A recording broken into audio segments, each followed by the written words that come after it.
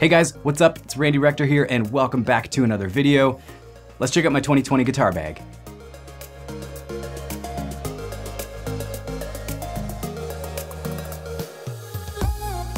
So I'd actually filmed most of this stuff about 3 months ago, and then COVID hit and I was a little less than inspired to open up my guitar bag and start digging through. But then just last week I played a gig. I'm so scared in case I fall off my chair. And man, was it ever nice to be playing again. So let's dig right in. First off, little disclaimer, this is gonna be a bit of a doomsday guitar bag preparation. I don't always bring this much stuff out to a gig. Some of these things kind of migrate in and out of my bag depending on what the gig requires, but I hope this is useful for you. All right, first off, some extra strings.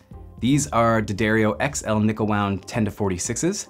This here is a pack of 10 that you can get for about 60 bucks. And I've been trying these out for a little while. So far, so good. I still think that my favorite string though is the Ernie Ball Cobalt. For whatever reason, they seem to last just a little bit longer once they get some sweat and oils from your fingers. They keep their shine really well. Let me know down below if you guys have a better set of strings. I've tried Elixirs, I've tried DR, tried the Cobalts, and a few other ones. I think the Cobalts are still my favorite, but let me know if you guys have some that last longer. I don't always bring this, but I do like to throw in a roll of gaffer's tape occasionally. This is the kind of thing that's gonna make those corporate clients love you. It's definitely gonna win the heart of any sound guy who sees you taping your lines down, especially in the case where there's like an MC that's gonna come on the stage every once in a while. I throw in a couple of patch cables. I like to wrap my patch cables with Velcro ties to keep the bag from becoming a complete disaster. You can actually get a roll of Velcro cable ties from the hardware store. You can get them in a roll of about 50 of them, and they're way cheaper. I think they're like $4 or $5 versus if you go to a music store, they're gonna charge you like $20 or $30 for 10. So check out the hardware store. It's definitely a way cheaper option for cable ties.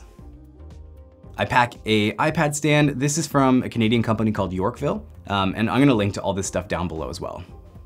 This is just a power cable for my Helix LT. Extension cable can also be a good idea, depending on the gig or the venue. Some extra Velcro cable ties. These are endlessly valuable.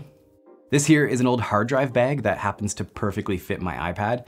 And I think my iPad's about 7 years old now, and I'm often using it outside in direct sunlight with the screen blasting, so I probably won't get too much longer out of the battery. So I keep a charger cable as well as a chamois to get rid of some of that grime.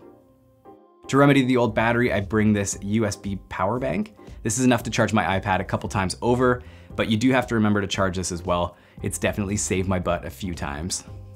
I bring a guitar pick holder that clips onto my mic stand.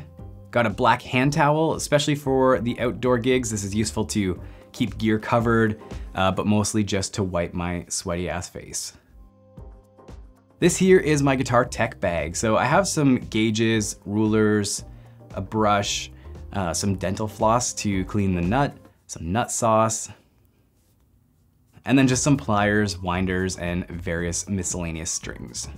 Up top, I keep a clip-on tuner, which I never use and is almost certainly dead, a capo, and some extra USB drives that store my Helix presets. And then I have some various batteries as well as these watch batteries that are for the tuner. These are actually pretty hard to find and only some convenience stores have them. I found them at the dollar store actually, so I usually go there and grab a couple each time. In the last compartment here, we've got my custom in-ears. So these are from 1964 ears, which is now 64 audio, and they're 3-driver custom molded in-ears. I think they're called the V3 version. I keep a lightning adapter, some guitar picks, cleaning tools, and various other adapters. And last but not least, we have my page turner pedal. This is from a company called AirTurn, and it's the BT105. Again, I'll link that down below. I believe that these are discontinued, but they always have great new options for you to choose from. And of course, I have the Helix itself in there as my main pedal board / amp modeler, but that'll probably be a video on its own as well as what guitars I'm running through it. If you guys would have any interest in a video where I go over my presets and that kind of thing, let me know. I'd love to dive into the Helix and give you guys a bit more of a tour of what I use on there and the sounds that I use. So let me know right down below that like button. Hope this video is useful for you guys, and we'll see you in the next one.